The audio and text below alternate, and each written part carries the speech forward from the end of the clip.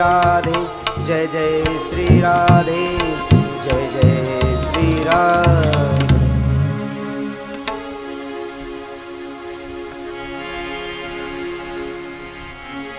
श्री कृष्ण गोविंद हरे मुरारी।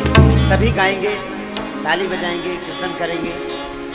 श्री कृष्ण गोविंद हरे मुरारी, हे नाथ नारायण वासुदेव। श्री कृष्ण गोविंद हरे मुरारी, हे नाथ नारायण वासुदेवा।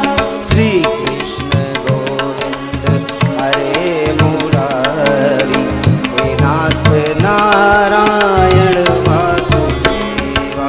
श्री कृष्ण गोविंद हरे मुरारी, हे नाथ नारायण वासुदेवा।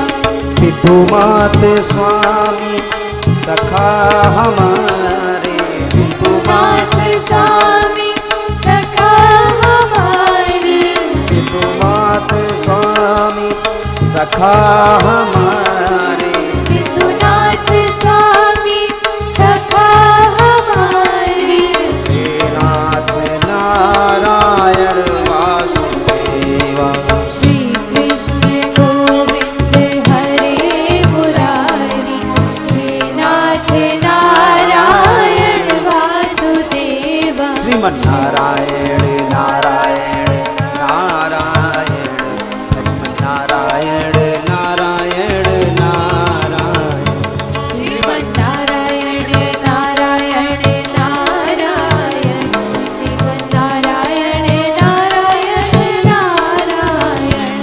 हरे कृष्णा हरे रामा, हरे कृष्ण हरे रामा, राम राम हरे हरे, हरे कृष्ण हरे कृष्ण, कृष्ण कृष्ण हरे हरे, हरे राम सभी तालियों की सेवा करेंगे हरे और अपने मन मंदिर में अपने कन्हैया को बसाएंगे।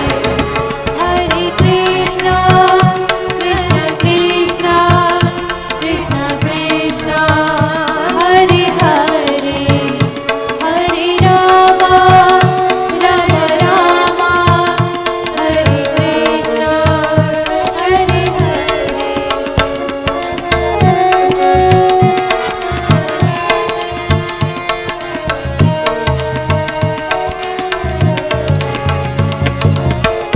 बंदी गृह के तुम अवतारी, बंदी गृह के तुम अवतारी, कहीं जन्मे कहीं पले मुरारी, कहीं जन्मे कहीं पले मुरारी। बंदी गृह के तुम अवतारी, बंदी गृह के तुम अवतारी, कहीं जन्मे कहीं पले मुरारी, कहीं जन्मे कहीं पले मुरारी। किसी के जाए किसी के कहाए, किसी के जाए किसी के कहाए। है अद्भुत हर बात तुम्हारी, है अद्भुत हर बात तुम्हारी। गोकुल में चमके मथुरा के तारे, गोकुल में चमके मथुरा के तारे। हे नाथ नारायण वासुदेवा।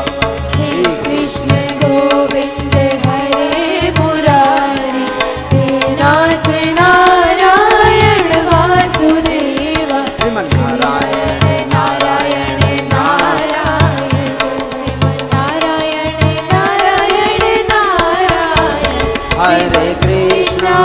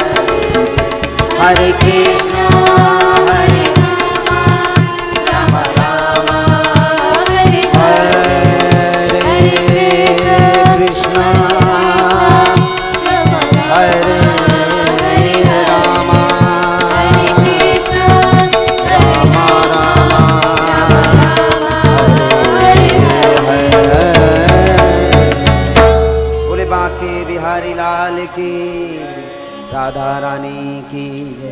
जय जय श्री राधे, जय जय श्री राधे।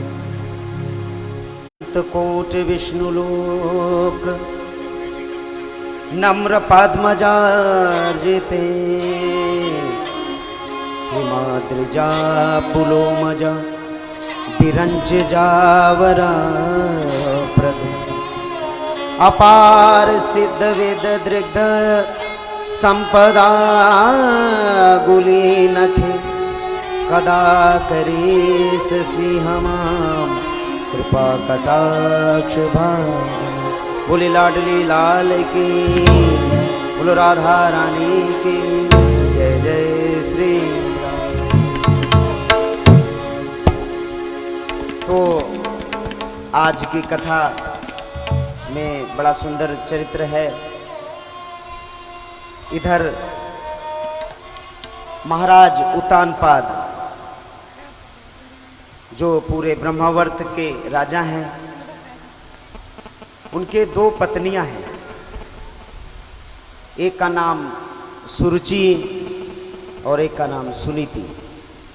महाराज उत्तानपाद सुनीति, जैसा कि उसके नाम से ही स्पष्ट है कि वो बड़ी कार्य कुशल थी। उसकी नीति, उसकी बातें अच्छी थी, लेकिन देखने में प्रायः सुंदर नहीं थी। और दूसरी जो पत्नी थी उसका नाम था सुरुचि, सुंदर रुचि वाली, श्रृंगारिक, जो देखने में सुंदर थी। तो राजा प्रायः सुरुचि पर ध्यान ज्यादा दिया करता था। जो सुनीति थी उस पर राजा ध्यान कम देता है। उसके भी एक बालक था, उसके भी एक बालक था। सुनीति का जो पुत्र था ध्रुव, छोटा सा बच्चा, 5 वर्ष की अवस्था, बालपन। एक दिन महाराज उत्तानपाद अपनी राजसभा में बैठे हुए थे। वो दौड़ा दौड़ा गया और पिता की गोद में बैठ गया। पास में ही बैठी सुनीति की जो दूसरी बहन थी सुरुचि, वो राजा के पास ही बैठी थी। उसे बुरा लगा और उसने ध्रुव को धक्के मार के भगा दिया।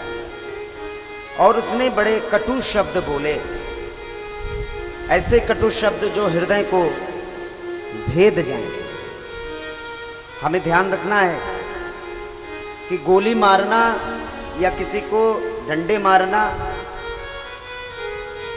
ही मैटर नहीं रखता, उसको अपशब्द भी कहना उससे ज्यादा हानिकारक होता है। क्योंकि हमारे संत मुनियों ने कहा है, कागा का सो लेत है कि कोयल का को दे। कागा, कौआ, कागा का सो लेत है कि कोयल का को दे। ओ मीठी बोली बोल के जग अपनों कर। अपने वचनों में, अपनी वाणी में अमृतता भरनी चाहिए, रसज्ञ होनी चाहिए। ये जो कथा सुना रहे हैं श्री सुखदेव जी महाराज, उनकी वाणी बड़ी रसाल है, बड़ी मर्मज्ञ है। रसालम रसज्ञम हृदय स्पर्शम श्रीमद् भागवत मरालम हंस कूटि भाषणीना। श्री सुखदेव जी महाराज राजा परीक्षित को सुना रहे हैं, एक एक वाणी रसज्ञ है, हंस की तरह क्षीर नीर विवेक करने वाली शक्ति रखती है। तो हमारा वचन, हमारे बात, हमारी वाणी ऐसी हो कि दूसरों को सुनकर आनंद आ जाए। क्योंकि कटु वचन हृदय को वेध देते हैं। कबीरदास ने भी लिखा है कि जो सुंदर वचन होते हैं वो औषधि के समान होते हैं, और जो कटु वचन होते हैं वो तीर की तरह होते हैं। तो सुरुचि ने धक्का मार के भगा दिया और बड़े कटु वचन बोले। कटु वचन क्या बोले? अगर तुझे राजा की गोद में बैठना है तो मेरे गर्भ से जन्म लेना पड़ेगा। मेरे गर्भ से जन्म ले, उसके बाद तू राजा की गोद में बैठने का अधिकारी है।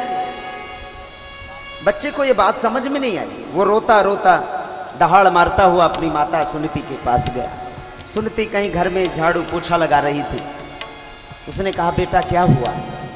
बोले, मुझे छोटी मम्मी ने धक्का मार के भगा दिया।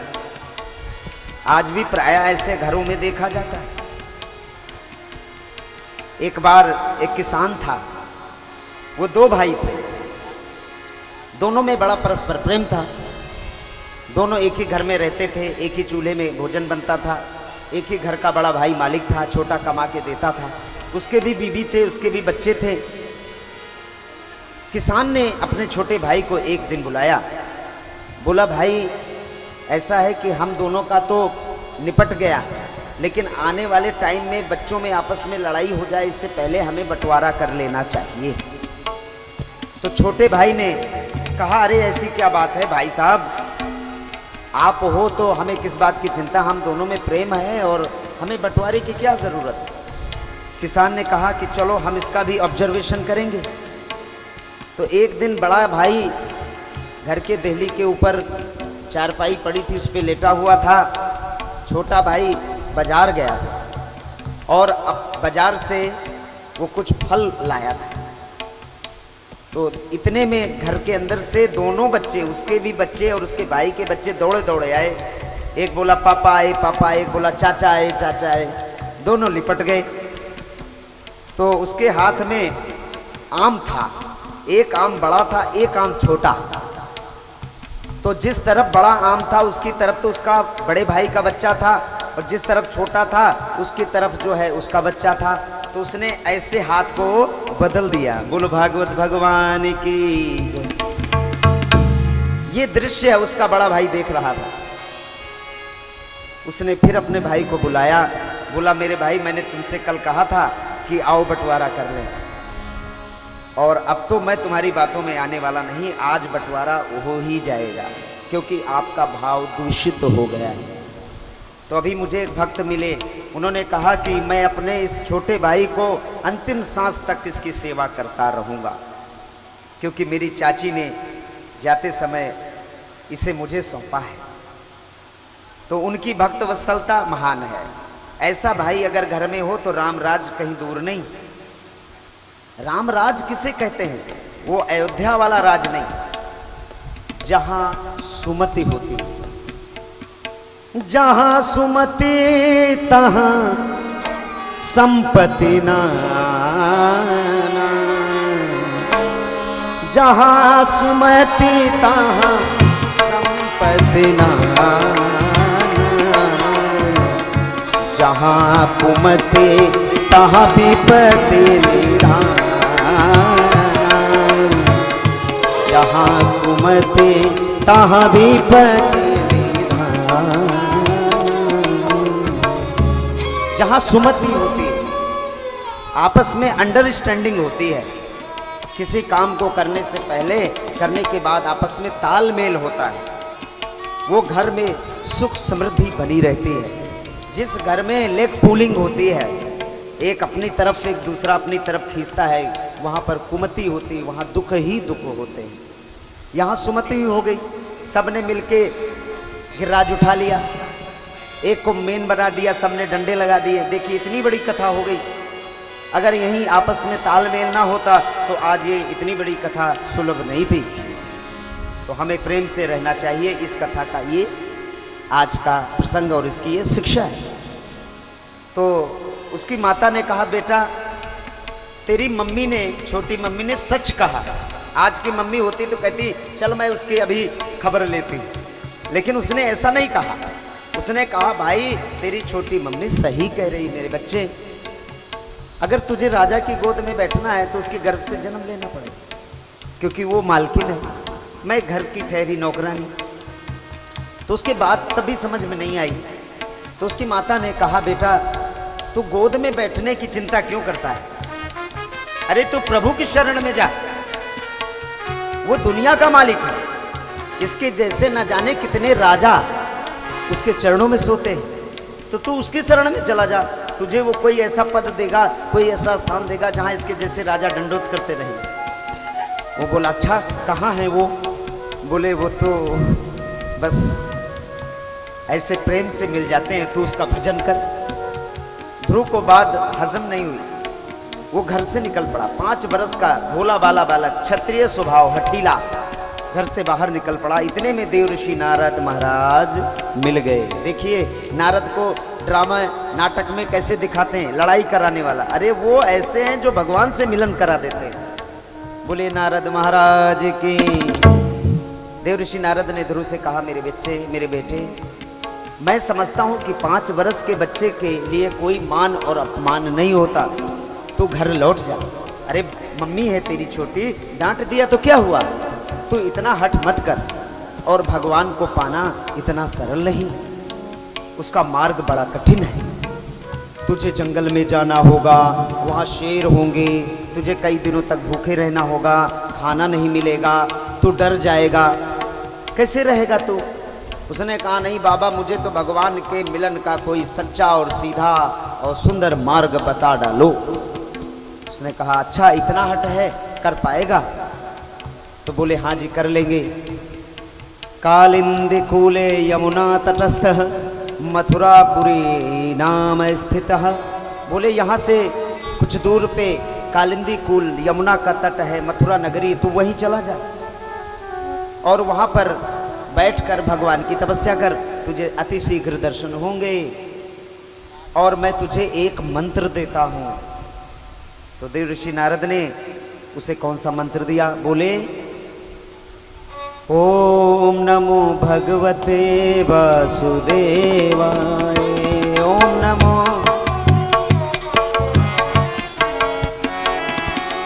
ओम नमो भगवते वासुदेवाय, ओम नमो भगवते वासुदेवाय, ओम नमो भगवते वासुदेवाय,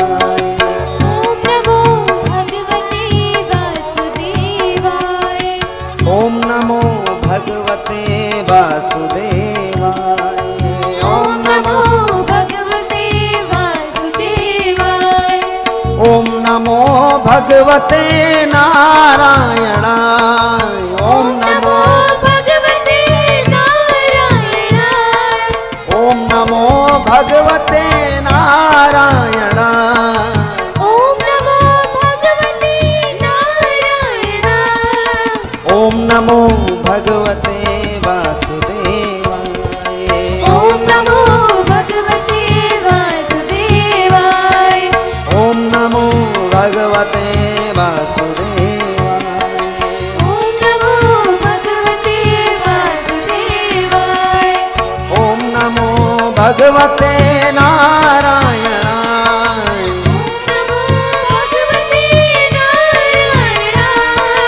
ओम नमो भगवते वासुदेवाय, ओम नमो भगवते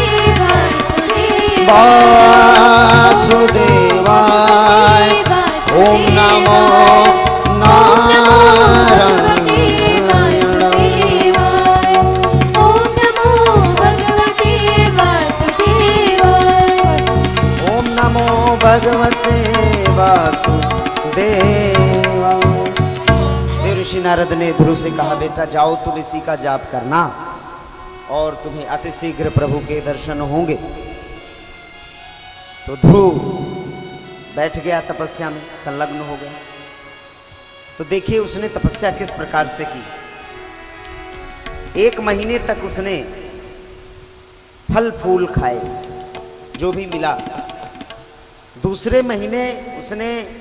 दूसरे से तीसरे महीने उसने केवल जल पिया। चौथे और 5वें महीने उसने जल भी छोड़ दिया।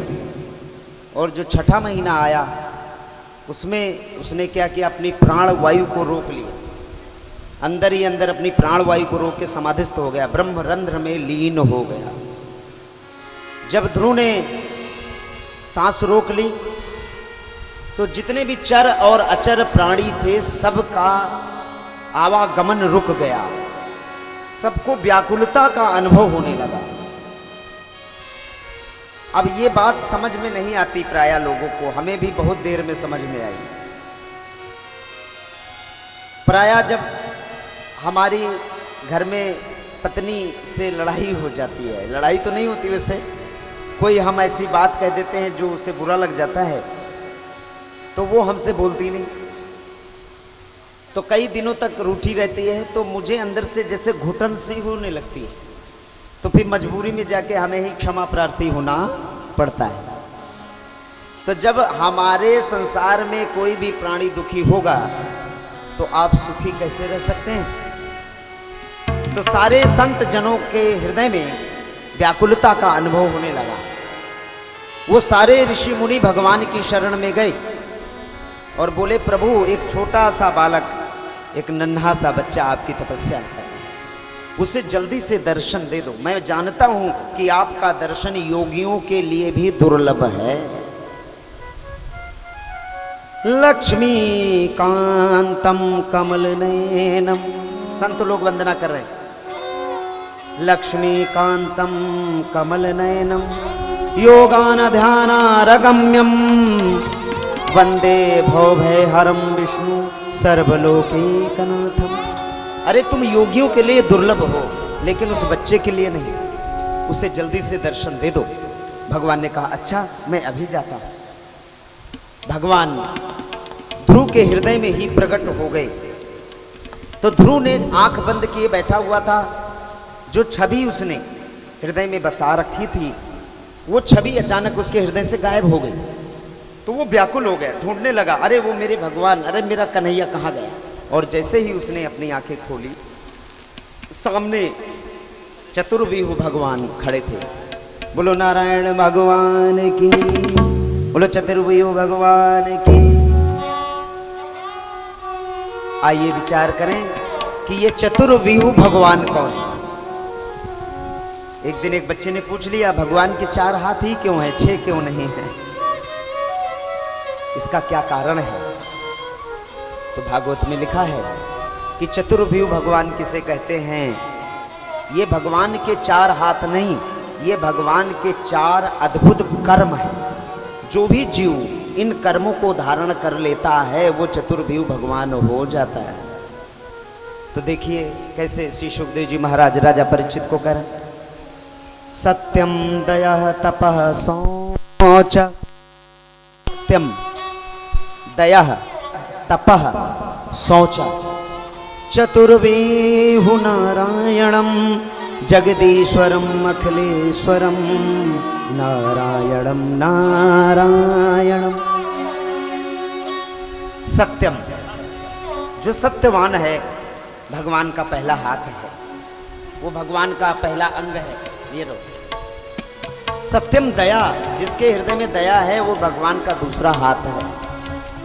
तपः, जो तपस्वी है। अब लोग समझते हैं कि जो बैठ के आंख बंद करके बैठा रहता है वो तपस्वी है। नहीं भाई, जो अपने गृहस्थी को मेहनत से पालन करता है, कमाता है, खून पसीना बहा के अपने बच्चों को ईमानदारी की कमाई से पोसता है, वो तपस्वी है। अपने कर्म में करते समय उफ नहीं करता, वो तपस्वी है। अपने कर्मों के झंझट से पिंड छुड़ाने के लिए वो भागता नहीं है, वो तपस्वी है। तो सत्यम दया तपा शौचा, शौच किसे कहते हैं? अंदर और बाहर की पवित्रता को शौच कहते हैं। शुचि नाम स्मृति इंद्रिय निग्रम विस्मितः। भगवान ने कहा है कि जो अंदर और बाहर दोनों से शुचिता रखता है। जब पंडित जी पूजा कराते हैं तो कहते हैं, मंत्र बोलते हैं, ध्यान से सुनना। ओम पवित्रो सर्वोवस्थागतोऽपि या स्मरेत पुंडरीकाक्षं वाहि आभ्यंतरम शुचिः। मैं प्रभु को पाने जा रहा हूं, इससे पहले मैं अपने को अंदर और बाहर से शुद्ध कर रहा हूं। तो भगवान के ये 4 हाथ हैं, इसलिए कहा गया चतुर्व्यूह नारायण अखिलेश्वरम सुरगुरु। वो अखिलेश्वर हैं, सभी के गुरु। इसके रहते कोई भी गुरु के योग्य नहीं। संसार में व्याप्त है तब तक कोई गुरु नहीं, क्योंकि जो भी जीव है उसमें कुछ ना कुछ कमी है। वो आपको मार्ग बता सकता है, चलना आपको है, लेकिन जो गुरु है, पूर्ण रूपेण गुरु है, वो भगवान ही है। इसलिए हमें उसी के शरण में चले जाना चाहिए। तो ध्रुव ने भगवान को ही अपना गुरु बना लिया।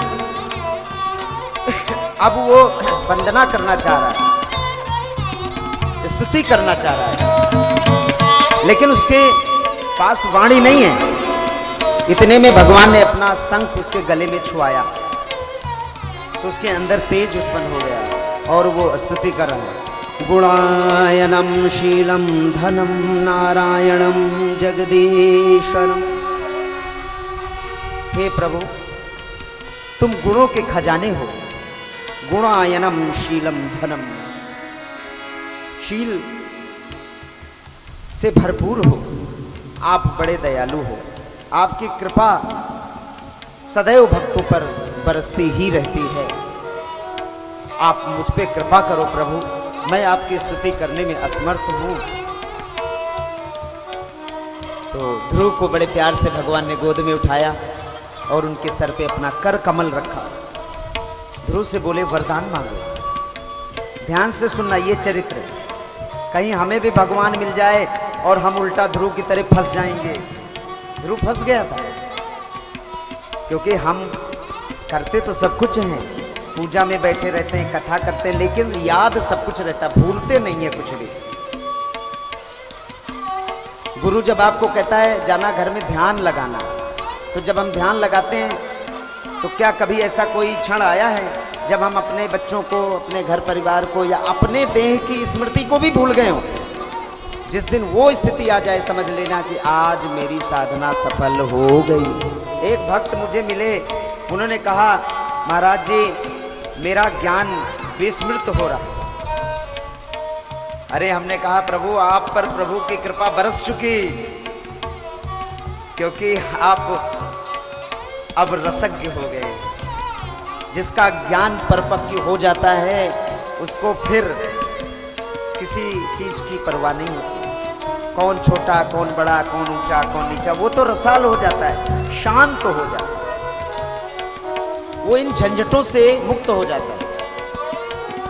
ये जगत की जो जड़ता है, ये प्रपंच है, राग द्वेष, ये अज्ञानियों का काम है। जो संत है, विमल विभूति है, परमहंस है, वो तो बस मूढ़ की तरह कहीं बैठा रहता है। कोई कहता बाबा खाओगे? हाँ हाँ खा ले। उसको किसी ने हलवा दे दिया, बोले कैसा रहा? हाँ बड़ा अच्छा। किसी ने नमक रोटी दे दी, बाबा कैसा रहा? बड़ा अच्छा। वो हर स्थिति में समता को प्राप्त हो जाता है। हर्ष और शोक से, राग और द्वेष से परे हो जाता है। तो ध्रुव को वो मम्मी वाली बात याद रही भगवान के मिलने के बाद भी। तो जब भगवान ने वरदान मांगने के लिए कहा, तो ध्रुव ने कहा, महाराज मुझे ऐसा सिंहासन दो, ऐसा पद दो, जहां से मुझे कोई धक्का मार के भगा न सके। भगवान ने कहा, बेटा ध्रुव, मैं तुझे वो लोक देता हूं जहां ना तो सप्तऋषि पहुंचते हैं, ना कोई देवता पहुंचता है, ना कोई मनुष्य पहुंचता है। वो सबसे ऊपर है, महर लोक से ऊपर है। स्वर्ग लोक से ऊपर महर लोक, और महर लोक से ऊपर ध्रुव लोक है। सारे ब्रह्मांड का क्षय हो जाता है, लेकिन ध्रुव लोक का क्षय नहीं होता। सप्त ऋषि उसके चारों ओर मंडल बना के उसकी परिक्रमा किया करते हैं। जाओ बेटा ध्रुव, मैंने तुम्हें ध्रुव लोक दे दिया। बोलो भागवत भगवान की जय। और अब तुम अपने मम्मी के पास वापस चले जाओ, वो चॉकलेट लेके तुम्हारा इंतजार कर रही है। और देखो, तुम्हें 36,000 वर्ष का उल्टे राज भी करना है, घबराना नहीं। 36,000 वर्ष का राज करना है। अंत में काल पर विजय पाकर मेरे ही लोक वापस आ जाओ। ध्रुव बड़ा खुश हुआ और हंसता हुआ अपने घर की ओर चला। और जैसे ही वो अपने घर पहुंचा, तो देखा कि द्वार पर उसके पिता, उसकी माता, उसके नागरिक पूजा की थाल सजाए उसके स्वागत के लिए खड़े थे। वही माता जो कल उसने डांटा था, आज रो रही थी। और उसकी पूजा के लिए खड़ी थी। तो आप ध्यान से सुनो, आप अगर कथा सुनोगे और भगवान के मार्ग में निकल पड़ोगे तो सबसे पहले आपका इस मार्ग में जाने से पहले आपका ही मन आपको रोकेगा। फिर अगर उसको मना लोगे तो आपके घर के लोग आपको रोकेंगे, ए बाबा बना है, काम धंधा तो करना नहीं, बाबा बना है। फिर जब उनको मना लोगे तो आपका पड़ोसी आपको रोकेगा, है काम धंधा तो होता नहीं, बाबा बना घूम रहा है।